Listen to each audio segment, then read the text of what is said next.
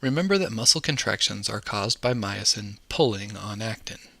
This means muscles generate force when they pull against a load or a weight.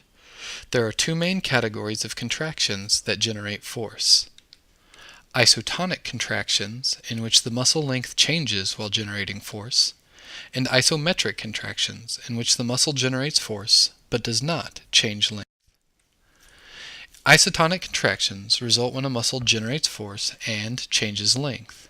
The change in length can be described as concentric if the muscle shortens. That is, the force generated by the muscle is greater than the load being moved. For example, the upward curl of a bicep curl. The muscle is shortening as the force it generates overcomes the load of the weight being moved.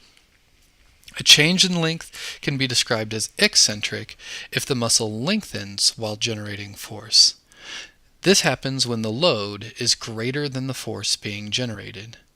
For example, eccentric contractions happen when you try to slowly lower the weight back down from the top of a curl.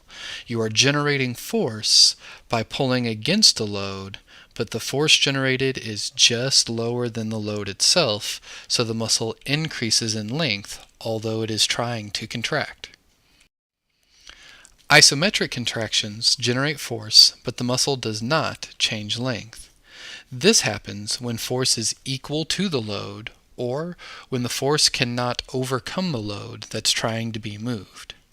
A good example is trying to hold yourself in an imaginary chair, or trying to hold your position at the top of a push-up or plank pose.